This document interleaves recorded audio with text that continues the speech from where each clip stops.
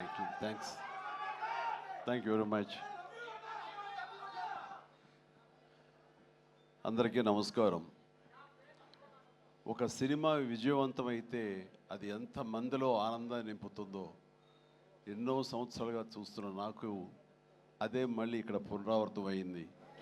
ఈ సంతోషంలో పాలు పంచుకోవడానికి నన్ను ఆహ్వానించి ఇక్కడ రమ్మన్నారు. వాళ్ళు ఇందాక కృషి చెప్పినట్లుగా సినిమా చూసిన వెంటనే దీనికి ఎప్పుడు ఫంక్షన్ పెడతారు, దీని గురించి 4 ముక్కలు మాట్లాడాలని నాకు ఉత్సాహంగా ఉంది అనగానే వరుణ్ చాలా సంతోషపడిపోయి, డాడీ మీరు రావాలి ఇదంటే ఖచ్చితంగా వస్తాను రా, ఇది ఇలాంటి సెలబ్రేట్ చేసుకోవాలి, ఈ ఆనందం 10 మందితో పంచుకోవాలి. ఇంత పెద్ద విజయాన్ని ఇచ్చేటువంటి ఆడియన్స్కి మనం తల ఉంచి వాళ్ళకి ధన్యవాదాలు తెలియచేయాలి. ఇది అందరి యొక్క బాధ్యత అంటూ ఆ ఉద్దేశంతో నేను ఇక్కడ రావడం జరిగింది. అండ్ చాలా సంతోషంగా ఉంది. అండ్ ఒక సినిమా హిట్ అయితే ఇక్కడ ఉన్నటువంటి అందరూ టెక్నీషియన్స్, పనిచేసిన వాళ్ళు, నటీనటులు, సాంకేతిక నిపుణులు, ప్రతి ఒక్కళ్ళు వాళ్ళ ఆనందం ఓవర్వెల్మింగ్ తోటి వాళ్ళు అయ్యి చూపించే రియాక్షన్స్ చూస్తుంటే ఓ ఇది కదా అని. కానీ ఒక సినిమా హిట్ అయ్యింది అంటే అది ఎంతమందిలో, అంటే దాన్ని కొన్నటువంటి వ్యాపారాత్మకంగా చూసి కొనేటటువంటి బయ్యర్లు కానివ్వండి, ఎగ్జిబిటర్స్ కానీ, వాళ్ళల్లో ఒక బ్యాంకులో అకౌంట్లో డబ్బులు నింపుతుంది. అట్లాగే ఇక్కడ పనిచేసే కార్మికులు కానివ్వండి, కళాకారులు కానివ్వండి, ప్రతి ఒక్కరిలోనూ వాళ్ళకి ఒక సంతృప్తి నింపుతుంది. కింద స్థాయి వాళ్ళకైతే కనుక వాళ్ళకి ఆ రోజున ఆ కుటుంబానికి కడుపు నింపుతుంది. ఇక ప్రొడ్యూసర్లు ఎవరైతే నిర్మించారో వాళ్ళకి ఎంత ఎనలేని సంతోషం నింపుతుంది వాళ్ళ గుండెల్లో. ఈ రోజున ప్రతి ఒక్కళ్ళ గుండెల నిండా ఆనందంతో ఈ కొరియన్ కనకరాజు సక్సెస్ని ఎంజాయ్ చేస్తూ ఈరోజు అందరూ వాళ్ళ అభిప్రాయాల సంతోషాలు మీ ముందు వెళ్ళబుచ్చుకున్నారు. ఈ సినిమా ఒక సక్సెస్ అయ్యి ఇంతమందిలో ఇన్ని రకాలుగా ఆనందం నింపుతుంది అంటే కనుక అది ప్రధానమైన కారణం దర్శకుడు, అలాగే కంటెంట్ అందించిన కథకుడు. వీళ్ళు చాలా చాలా ప్రధానం. వాళ్ళ బాధ్యత అంతా ఇంత కాదు. ఒక సినిమా హిట్ అయితే ఇన్ని వందల మందిలో ప్రత్యక్షంగా, కొన్ని వేల మంది పరోక్షంగా వాళ్ళ యొక్క ఆనందానికి కారణం అవుతారు. కాబట్టి వాళ్ళ యొక్క బాధ్యత అంతా ఇంత కాదు. ఈ రోజున మన మేర్లపాక గాంధీ గారు, ఆయన చిన్నవాడైనా సరే గతంలో సినిమాలు 1-2 సినిమాలు నిర్మించారు. ఎన్ని సినిమాలు చేశారు? ఓకే, మీరు చేసిన 6 డజన్ పైగా సినిమాలు కొన్ని చూడటం జరిగింది, కానీ అన్నీ చూడలేకపోయాను. But you have wonderful director. And ఇంత ప్లీజ్ సార్, ప్లీజ్ కూర్చోండి, మీరు కూర్చోండి, లేదు వస్తారండి, ప్లీజ్ కమ్ పైకి. సో వీళ్ళ యొక్క ఆలోచన విధానం, వీళ్ళ కంటెంటు, ఇది ఎంత మందికి ఈ రోజున ఉపాధి కల్పించింది, ఎంతమందికి ఆనందాన్ని ఇచ్చింది, ఎంతమందికి అకౌంట్లో బ్యాలెన్స్ వేసింది అనేది నేను చెబుతుంటే దాని బాధ్యత అంతా ఇంత కాదు. వీళ్ళు కేవలం స్టార్ట్ కెమెరా యాక్షన్ ఓకే అని ఒక సినిమా చేసింది, ఓకే నెక్స్ట్ పిక్చర్ ఏంటి అని వెళ్ళటం కాదు. ఇది చాలా బాధ్యతాయుతమైనటువంటి ఒక పోస్ట్ డైరెక్టర్ అనేది. సో ఆ రకంగా పూర్తి స్థాయిలో ఈ సినిమా విజయవంతం అవటం కోసంగా ఎన్ని అడ్డంకులు వచ్చినా సరే, ఎన్ని ఆర్థిక సమస్యలు వచ్చినా సరే, ఎన్ని రకాల వచ్చిన వాటిని అధిగమించి ఒక కాన్ఫిడెన్స్ తోటి, సినిమా మీద నమ్మకంతో సినిమా విజయం ముందుగానే ఊహించి ఈ స్థాయికి తీసుకురావడానికి కారణమైనటువంటి మేర్లపాక గాంధీ గారిని నేను మనస్ఫూర్తిగా అభినందిస్తున్నాను. ఇలాంటి ఈ ఉత్సాహాన్ని, దీన్ని ఫ్యూల్ లాగా చేసుకుని గుండెల నిండా నింపుకొని మరింత ఉత్సాహంగా మీరు ముందుకు వెళ్ళాలని, మరెన్నో హిట్స్ ఇవ్వాలని, పరిశ్రమ ఆ రకంగా మీరు సేవలు అందివ్వాలి, మీరు అంత అభివృద్ధిలోకి వెళుతూ పై స్థాయికి వెళ్ళేందుకు మీరు అన్ని రకాల కృషి చేయాలి. దానికి మీ కమిట్మెంటు, మీ కష్టపడే తత్వం అండ్ ప్రొడ్యూసర్ పట్ల బాధ్యత, మీ మీద ఆధారపడే ఎంతోమంది పట్ల మీ యొక్క రెస్పాన్సిబిలిటీ, ఇవన్నీ కూడా మీరు మైండ్లో పెట్టుకుని మంచి కంటెంట్లతోటి సినిమాలు తీయాలని మనస్ఫూర్తిగా ఈ సందర్భంగా నేను చేస్తున్నాను. ఇక ఈ సినిమా సక్సెస్ చూస్తుంటే, ఈ సినిమాని చూస్తుంటే మాత్రం చాలాసార్లు డైరెక్టర్ ఒక వైవిధ్యమైనటువంటి కథ అనుకుని దాన్ని తెరకెక్కించడంలో ఒక చిన్న ఎక్స్పెరిమెంట్ చేసి అనుకోవచ్చు. అండ్ హారర్ కామెడీ అనేది చాలా వచ్చినాయి, గతంలో కూడా వచ్చినాయి. కానీ దీంట్లో ఒక ఫ్లేవర్, కొరియన్ ఫ్లేవర్ పెట్టడం అనేది వండర్ఫుల్ థాట్ అది. ఇప్పుడు ప్రతి వాళ్ళు కే పాప్ అని, కే డ్రామా అని, మన కొరియన్ సినిమాలని, వాటి ఒక దీంట్లో మన ఓటీటీలో వాళ్ళందరూ చూస్తూ కొరియన్ పట్ల ఒక రకమైన మక్కువ పెంచుకున్నారు యూత్. అలాంటిది మన సినిమాల్లో మెర్జ్ చేస్తే కనుక ఆ రిజల్ట్ వేరు, ఆ ఇది వేరు అన్ని ఆ థాట్ రావడమే ఇంత పెద్ద సక్సెస్కి, ఇంత పెద్ద బ్లాక్ బస్టర్ అవడానికి ప్రధానమైన కారణం. దానికి మనస్ఫూర్తిగా సభాముఖంగా నేను గాంధీని అభినందిస్తున్నాను. అండ్ ఈ సినిమాలో ఇంత రసవత్తరంగా సాగింది, ఇంత కమర్షియల్గా ఇంతమందిని ఆకట్టుకోగలిగింది అంటే ప్రధానంగా వరుణ్ తేజ్ ఇక్కడ నేను ఏది మాట్లాడిన ఒక బిడ్డగా కాదు, ఒక వైవిధ్యం వెల్కమ్ చేసి కేవలం ఒక సేఫ్ జోన్ కాకుండా రిస్క్ అయితే అయ్యింది, నేను అందరిలాగా కాకుండా వెరైటీగా వెళ్తూ ఉండాలంటూ ఆ కోరిక మేరకు, ఆ యొక్క జిజ్ఞాస మేరకు క్రిస్ గారి ఆయన కంచె నుంచి చేసిన, అంతకుముందు ఆ సినిమా ఫస్ట్ సినిమా ముకుందా చేసిన, ఒక్కొక్క సినిమా అలాగే స్పేస్ నేపథ్యంలో అంతరిక్షం చేసిన, ఇలా ప్రతి సినిమా చూస్తుంటే ఒక్క సినిమాలో కనిపించడం మరో సినిమాలో కనిపించలేదు. ఇప్పుడు మనం అందరూ ఏవి చూసాము, డిఫరెంట్ గెటప్స్ తోటి వెళుతూ ఆ చేసిన ఆ కొన్ని సినిమాలు కూడా వైవిధ్యం చూపిస్తూ ముందుకు వెళ్తున్నాడు అని అంటే కనుక అతను ఒక ఆర్టిస్ట్గా నిలబడాలని తప్ప కమర్షియల్గా గబగబా సినిమాలు చేసేసి 4 డబ్బులు చేసేసుకోవాలి, నేను స్టార్గా ఎదిగిపోవాలి అనే ఆ తాపత్రయం కంటే కూడా ఒక నటుడుగా ఆచితూచి అడుగులు వేస్తూ, అలాగే కథ సెలక్షన్లో కూడా అతను అంత కరెక్ట్గా వెళుతున్నాడంటే కనుక అతని ఆలోచన విధానం బాగుంది, అతను ఎంచుకునే జోనర్స్ బాగున్నాయి. వాటి కోసం లేట్ అయినా పర్వాలేదు, అందులో కొన్ని విజయవంతం అవుతాయి, మరికొన్ని అపజయానికి అవ్వచ్చు. కానీ నీ వరకు నువ్వు మాత్రం నువ్వు తీసుకున్న ఆలోచన విధానంలో కానీ, నువ్వు ఎన్నుకున్న క్యారెక్టర్స్ కానీ, అందులో నువ్వు పోర్ట్రేట్ చేసిన విధానం కానీ, నువ్వు అందులో చూపించిన నటన కానీ, నీ వరకు నువ్వు ఎప్పుడూ ఫెయిల్ అవ్వలేదు. ప్రతి సినిమాకు నువ్వు విజయం సాధిస్తూనే ఉన్నావు. ఆ సినిమా కొంచెం వెనకంజ వేసిందంటే ఆ తప్పు నీది అవ్వదు. కాబట్టి వరుణ్ ఇదే ధైర్యంతో, ఇదే కాన్ఫిడెన్స్ తోటి ముందుకు వెళుతూ ఉండు. ఒక వెర్సటైల్ యాక్టర్గా నువ్వు ఇక్కడ ఈ స్థానం సుస్థిరం చేసుకుంటావు. All the very best. And ముఖ్యంగా ఇక్కడ ఈ సినిమా సక్సెస్ అవ్వడానికి మీ అందరూ కారణమైనా సరే, జస్ట్ చిన్న పర్సనల్గా మాట్లాడుకుంటాను. అండ్ మావాడు ఇది తన సక్సెస్ అనుకుంటున్నాడు, ఇది నీ ఖాతాలో వేసుకోవద్దు వరుణ్, ఇది మన బుడ్డోడు వాయు తేజ్ ఖాతాలో వేయి. నీ లక్కీ చామ్ వాడు. చూసావు, ఇందాక 7 సంవత్సరాలు బట్టి సరైన హిట్ ఇవ్వలేకపోయాను అనుకున్నావు సేవ, మీరు ఇప్పుడు ఎందుకు ఇచ్చారంటావు? అది తేడా. కాబట్టి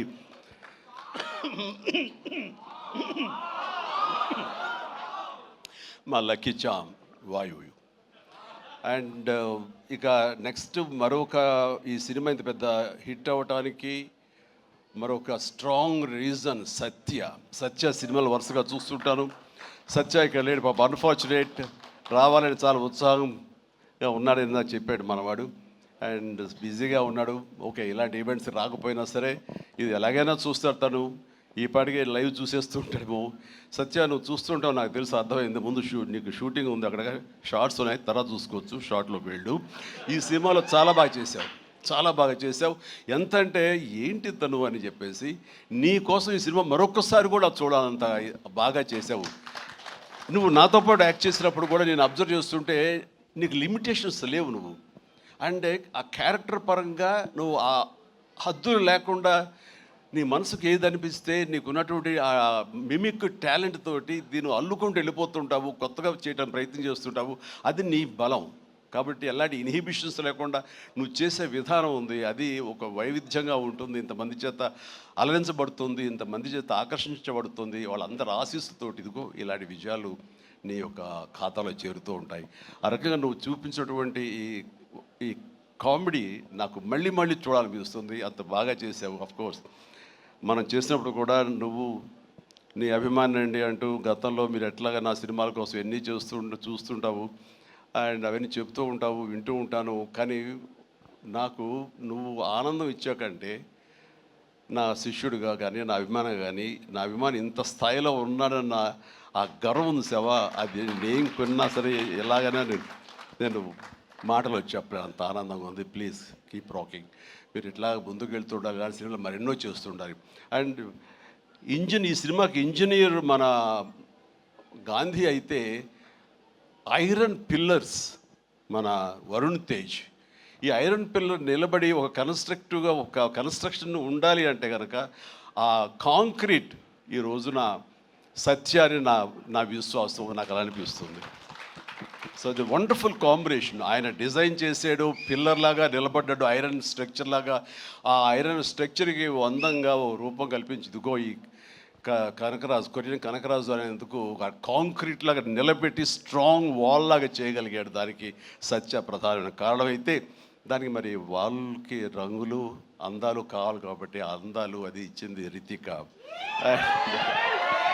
Ritika, you day fantastic job.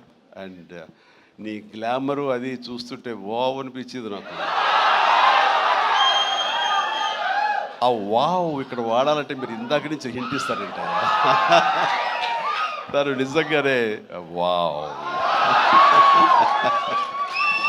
చాలా బాగుంది. అది కొరియన్ దీంట్లోని హుషారు కానీ ఇవన్నీ ఎక్సలెంట్ అమ్మా. తర్వాత ఇక మన ఇతర ఆర్టిస్టులు పోలిస్తే కనుక నాకు మన ఉనికిదాకా ఉన్నారు, వెళ్ళిపోయారు ఆయన, మురళీధరన్ గౌడ్ గారు. ఓకే, ఆయన ఎక్సలెంట్. ఆయన కూడా మంచి ఆర్టిస్ట్. ఆయన సినిమాలు చూస్తుంటాం, ఎంత సహజంగా చేస్తుంటారో వారు కూడా ఇందులో కామెడీకి ఉపయోగపడ్డారు.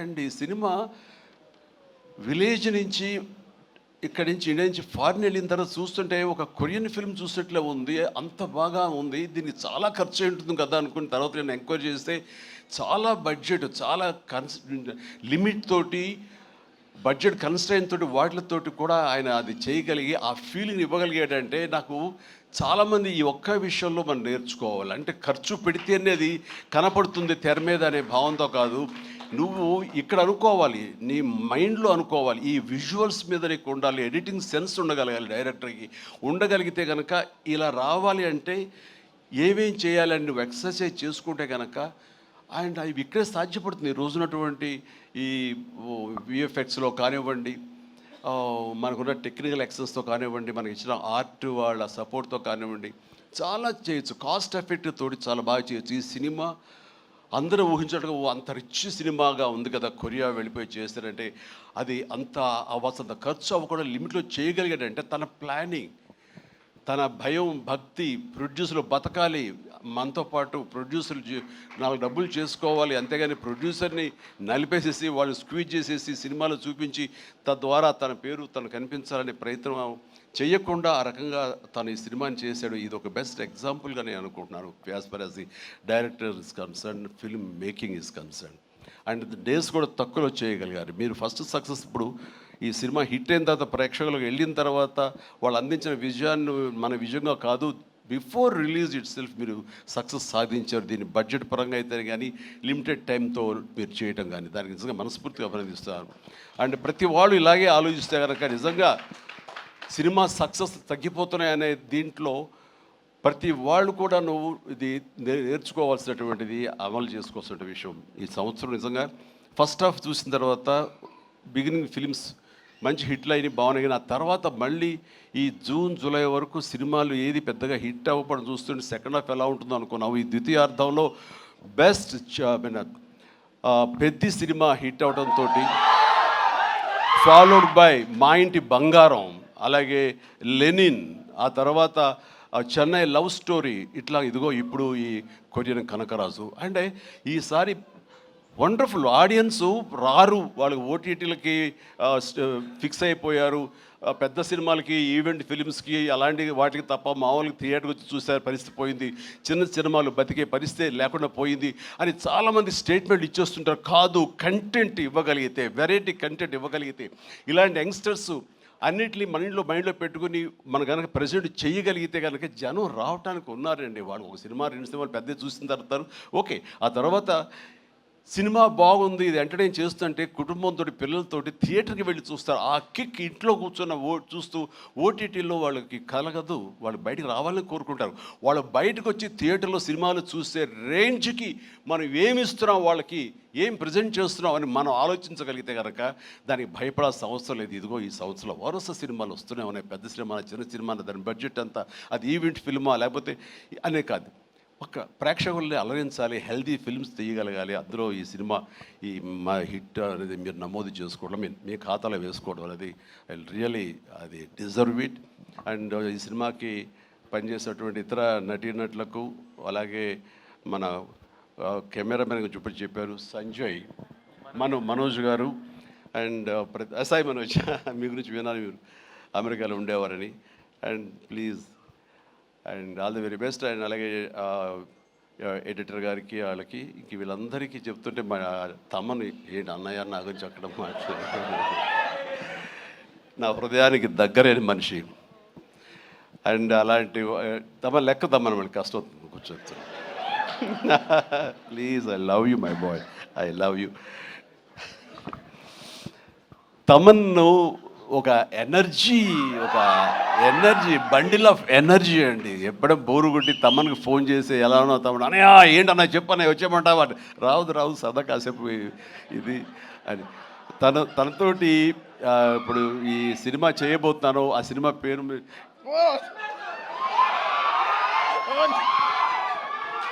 చెప్పలేదు, చాలా హోల్డ్ చేసుకుంటున్నాను. కొంచెం కూడా వద్దంటవా,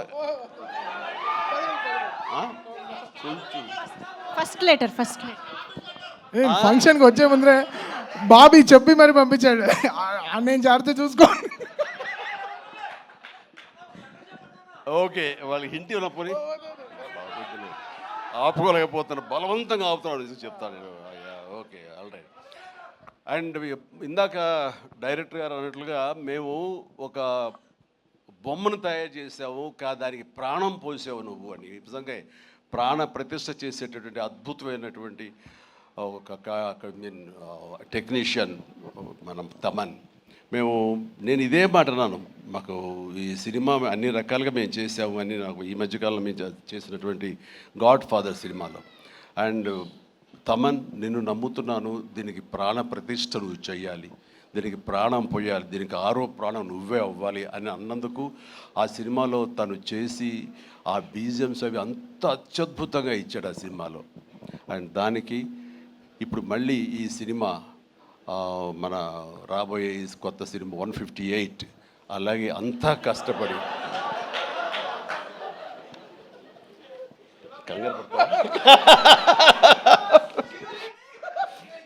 అదే ఛాన్స్ ఇవ్వట్లేదు.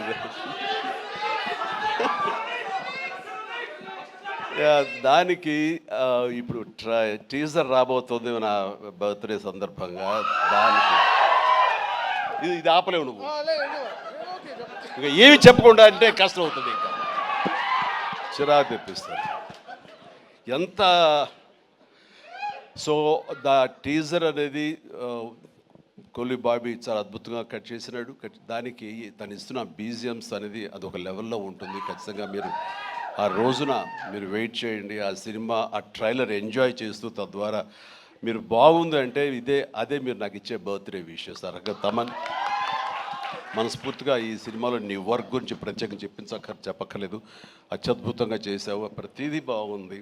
అండ్ కొన్ని ఎలివేషన్స్ నువ్వు ఇచ్చినప్పుడు అంతా ఇంతగా తను ఒక సాదాసీదా ఒక విలేజ్ బాయ్ నుంచి వాడు ట్రాన్స్ఫార్మ్ అయ్యి ఒక కొరియన్ వాడు ఆవహించిన తర్వాత తన స్వాగ్, తను బడి తీసుకోవడం, తన సిగార్ కాల్చడం, ఇవన్నీ చూస్తున్నప్పుడు వెనకాల నువ్వు కనపడుతున్నావు సైమల్టేనియస్గా. అండ్ అత్యద్భుతం, ఇద్దరు పోటాపోటీ పడి మీరు కనిపించిన తీరు, ఆ సీన్ను అత్యద్భుతంగా మేము ఎంజాయ్ చేస్తుంది మాత్రం hats off and really I appreciate. ఇక ఎవరి గురించి మర్చిపోయి క్షమించండి. ప్రతి ఒక్కరికి నా హృదయపూర్వక అభినందనలు. మీరు అందరూ ఎక్సలెంట్గా చేశారు, కాసర్ల గారు అలాగే బాయ్ మీరు కూడా. అండ్ అఫ్కోర్స్ మీ గురించి ఇప్పుడే యూసఫ్ గారండి, దావూద్ గారు, అండ్ మీరు కూడా వెనక స్క్రీన్ ప్లేలో మీ యొక్క పాత్ర ఉందని విన్నారు. అట్లాగే ఎవరు ఇందాక నుంచి హాసిని అని ఐశ్వర్య అంటారు, మీరు ఎవరో తెలియదమ్మా, కానీ ఇది అందరూ మీ గురించి మాట్లాడుతున్నారు. మీ ప్రత్యేకత ఏంటో నేను కాస్ట్యూమ్స్ డిజైనర్, సారీ, ఓకే, మా ప్రొడ్యూసర్ వైఫ్, ఓకే. సో మీకు కూడా నా కంగ్రాచులేషన్స్. అండ్ ఈ రోజున క్రేష్ మీరు ముందు నుంచి కూడా మీరు రాజీవ్ రెడ్డి గారి కాంబినేషన్లో మీరు సంస్థ పెట్టడం ఏంటి, దాంట్లో మీరు సినిమాలు తీయటం, మీకు నచ్చింది సినిమా ఎంత పెద్ద హిట్ అయింది ఏంటి అనేది కాదు, సినిమాలు చేస్తూ ఉండాలి, మా ప్యాషన్ ఏంటో మీకు తెలుస్తుంది. బట్ ఈ నేపథ్యంలో మీరు అట్లా ధైర్యంతో మీరు ముందుకు అలా వెళుతూ ఉన్న ఈ ప్రయత్నంలో హిట్ అనేది ఇన్విటబుల్, అది ఈ రోజున ప్రూవ్ అయింది. అండ్ నిర్మాతగా రాజీవ్ రెడ్డి గారికి అండ్ ఆయన ఫ్రెండ్ కో ప్రొడ్యూసర్గా నీకు, అలాగే మరొక ప్రొడ్యూసర్స్గా ఉన్నటువంటి మా కుర్రవాళ్ళు Vicky and UV creations, Vamsi, వీళ్ళందరికీ హృదయపూర్వక అభినందనలు.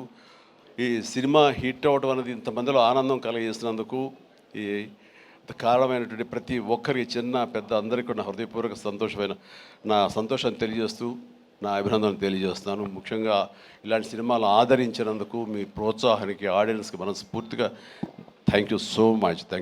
I love you all. Thank you sir, thank you very much.